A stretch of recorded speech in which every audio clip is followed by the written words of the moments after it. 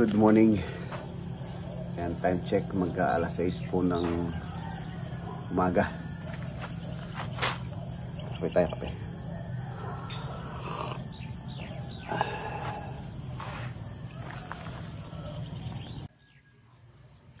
Ayan, paliwanag pa lang po, paliwanag. Ayan yung sunrise. Morning sun. Morning sun. Ayan po yung harapan ng bahay, main door. So morning sun siya. Ayan yung sunrise. Ayan yung view. Ayan, ito po mga debris natin. Pagka ano po ay papalinis natin to. Debris. Ayan yung view. Ganda. Pakatahimik.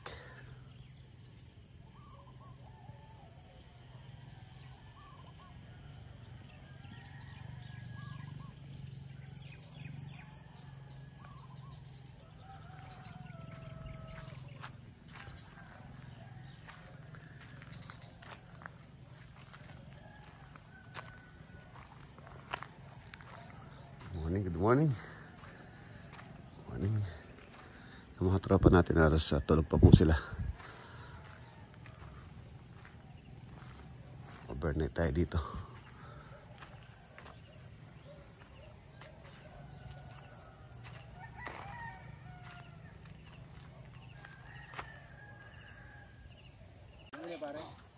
Ayun, good morning mga Sani.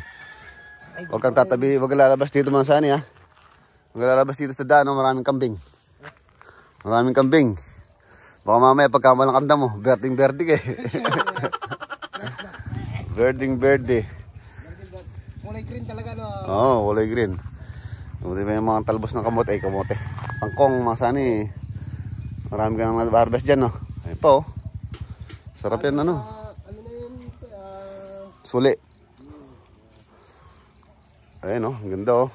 Namumulaklak na. Adobo mo lang yan. Yung ating talong walang bunga. Talong namin oh. Ito. Pitas tayo. Masarap to. Almusal to. Saan yun?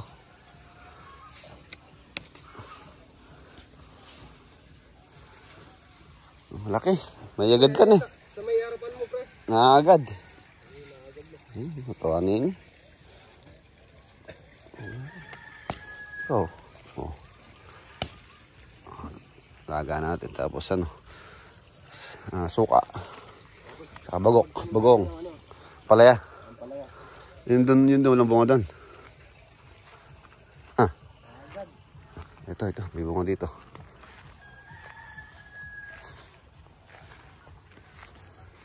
Tayo ang pangamusal. Almusal. Ito, pwede na to. Batikman natin yung ating talong. Yung upo, tsaka okra, hindi man lumaki.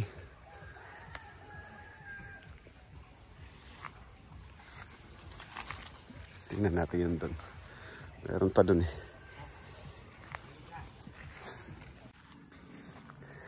Yan dito, may talong dito. Ay, wala na rin bunga.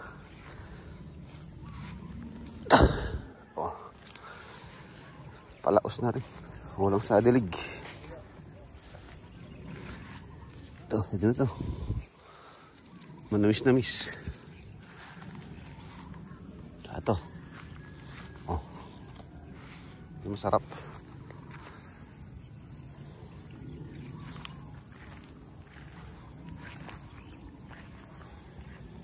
Tara. Luto tayo. Tapos maligo.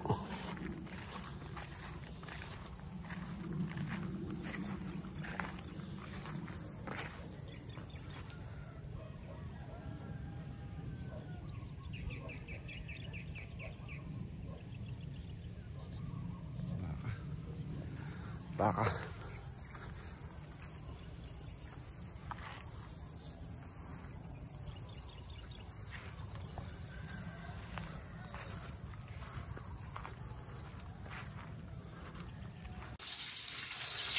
Ayun o. Talong. Saka Teklog, saka tuyo. Ang sani. Umusal.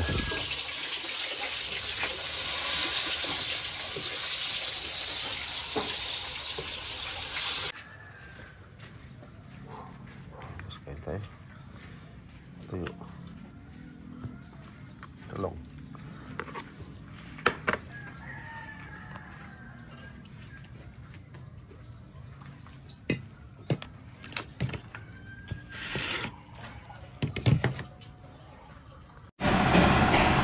Ayun mga boss, 7 a.m. 7:15.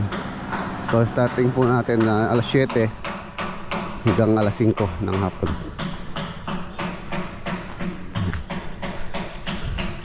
Gawin yung pagpintura. Patay na kayo na, papatay na yan. Tapos umubuhos na sila dun sa may ano, sa may bakod, wall putting.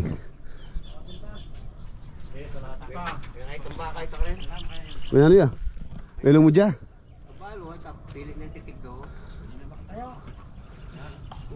Eh puntaan nyo, bilhin nyo yung isang binte, bulalo. Bulalo.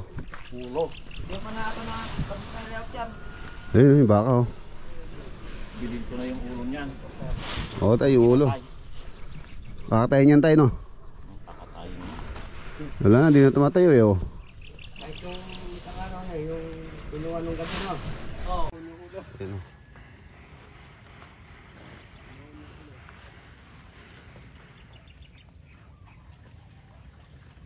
Ayun, tumayo ng baka.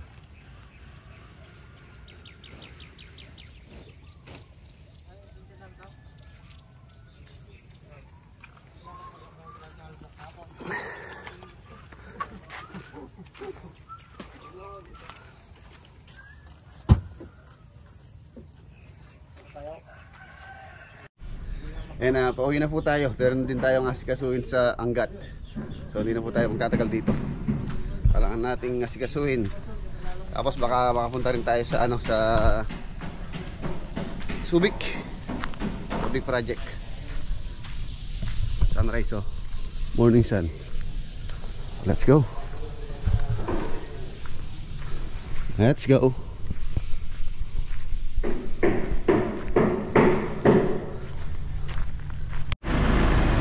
Tara. Let's go.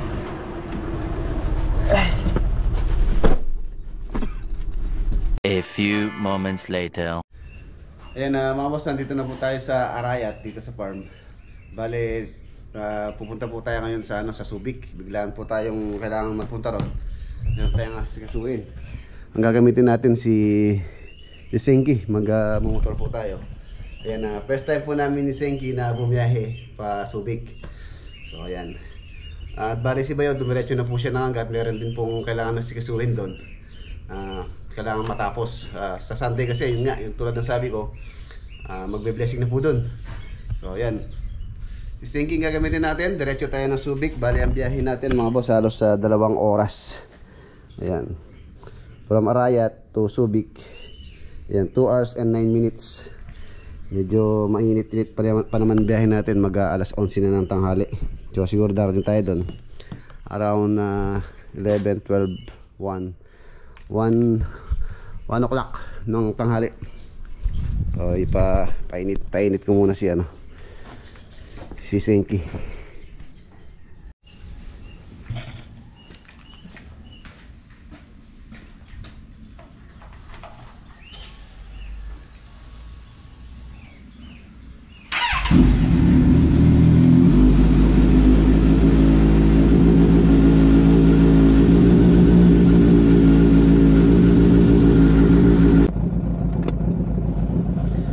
Let's go, sa Subic po tayo.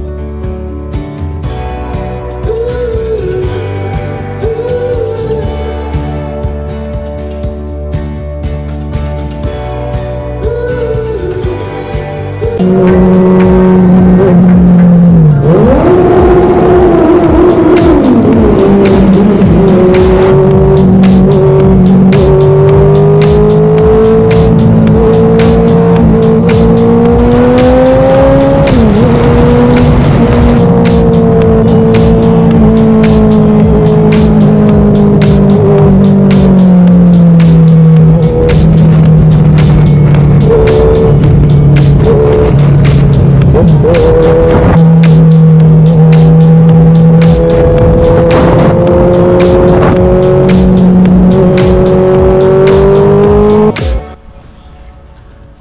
mga boss, Subic project. Ayan, biglaan lang po yung punta natin dito. Ang gawa ng kailangan nilang i-actual yung yung elevation. Yung posing elevation nito doon sa kanilang plano hindi po nasunod. So kailangan namin i-revise or i-actual yung sukat. Kaya bigla tayo napupunta rito. So yun, okay naman na yung layout na namin. Ayan, itong perimeter at itong bakod halos 2 meters po yung height niyan. Tapos umangat dito ng 50 cm. Tapos angat din doon. Tapos angat din po siya ron sa may likod, sa may retaining wall. Ayan, ito yung plano sinusunod natin dito. Kaya lang yung elevation hindi nasunod. Sumobra sa taas yung elevation ng bahay. Dito kasi sa plano halos lang po yung elevation niya. Dito sa carport niya is nasa 1 meter ang elevate niya. Nasa na yun? Ayan. Ayan, carport, finish floor line. Ayan, halos nasa 105 finish floor line din sa ito yung ginagawa natin, pero hindi po nasunod. Masyadong mataas na yung elevation nitong pinakabahay. Nasa yata to halos man kadasta simula ganing carport ang kakitang terrace. So doon muna mo simula ganing semento gen ang kakitang terrace, elevation ng terrace sumobra na, kaya hindi na masusunod yung elevation. Magbabase na lang tayo dun sa elevation ng plano ay ditong bahay. 210 halos doble dito sa plano mga boss. Ayun lang, carport, finish floor line. Tapos yung elevation ng ginagawa natin dapat 105. Ayan. So halos doble ang minangat. Kaya iyan tayong babaguhin. So minsan talaga hindi nasusunod yung mga plano. Kailangan din nating mag-actual. So, okay na. Tapos yung namin dito nagbago. Yung plano ni Kuya Edwin, i-close na namin to. Yung magiging access nito doon na lang sa may terrace. Mag-open kami doon, tapos lalagyan namin na railing dito. Tapos ay nalagyan ng beam doon sa kanyang backfill.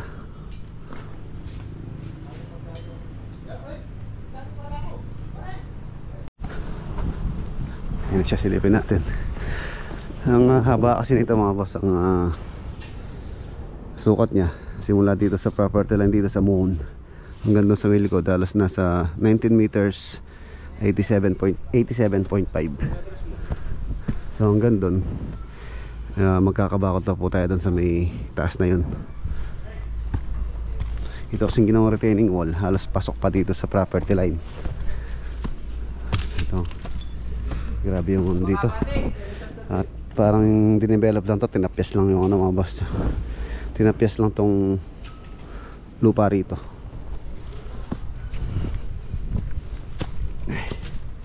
Ang taas ang taas. Ay, retaining wall.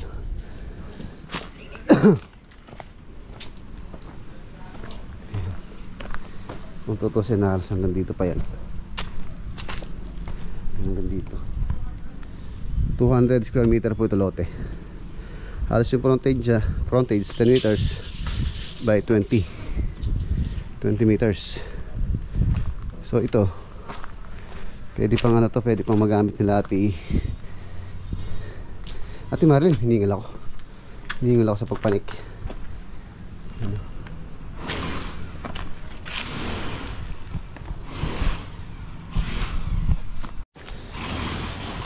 Ayan siya.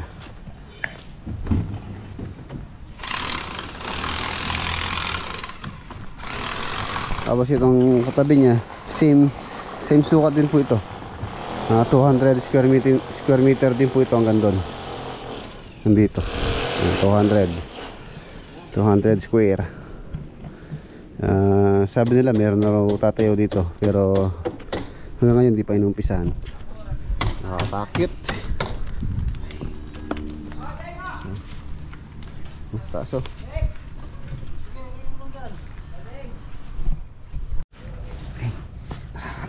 Nakakatakot bumaba. Magdire-diretso tayo sa ilalim. Oh, madulas.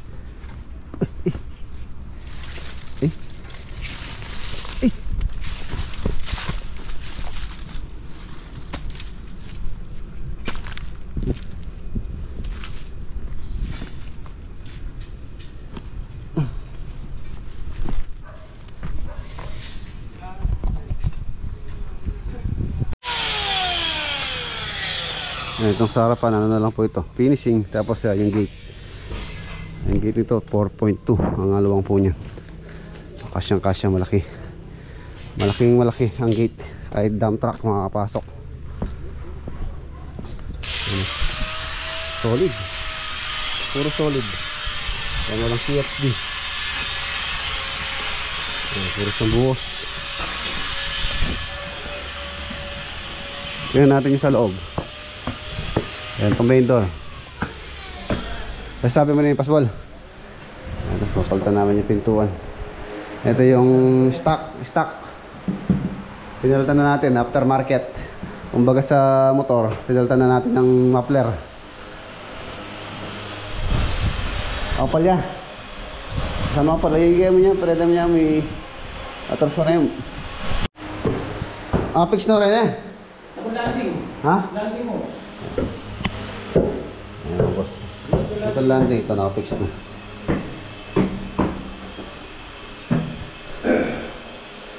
Kaya papalihan muna natin bago natin i-fix.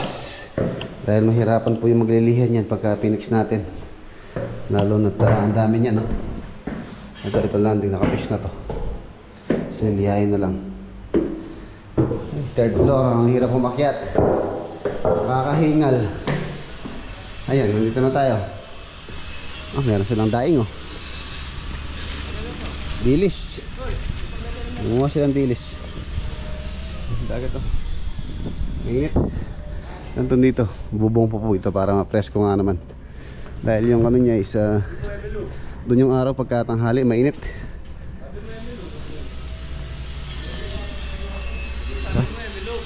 Sapa na tayo.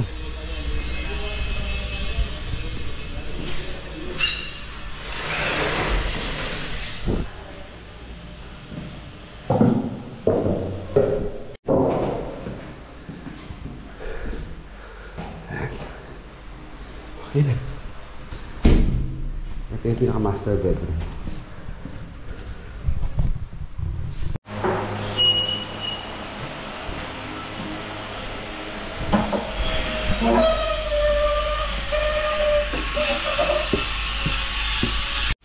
Ay mga boss, break time. Maraming salamat sa pamerienda ni Kuya Edwin. Kuya Edwin, yan. Thank you very much sa pamerienda. Ano pang palaman na dyan? Andiyan. Chismis. Kasi na rin ang mga bote. Meron pang Coca-Cola. Oo, dapat sinubili kayo. Nakabote. Yung isang litrong ganyan, no? Isang litrong palaman para tumaba si Taguro. Sakto yan mo yung kain mo eh. Bigla mo kayong... Paso yung tubig. Yung tubig na. Yung tubig mineral. Ano na, merenda na. Ba, makabote na pare. Makabote na. Pinaligo mo gatang kain. Kapit tindahan na ako dito, bilang mo kita yung lagari. Kikit yung lagari na. Hindi niya ilahin lagari. Ano lagari? Ano lagari? Ano lagari? Patram na ko mga lagari yan eh. Turang dati lagari pare. Thank you. Nga pala niya kakapal. Mamalagala na ako. Hindi ko makapal yung mo.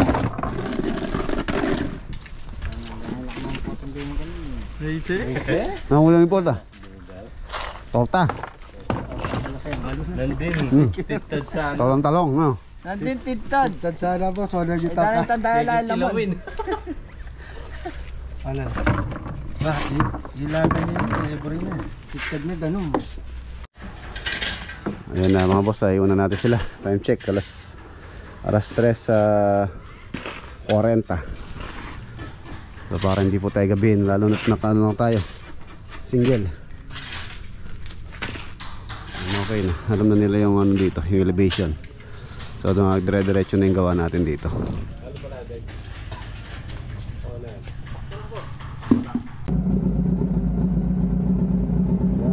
go. Go natin sila.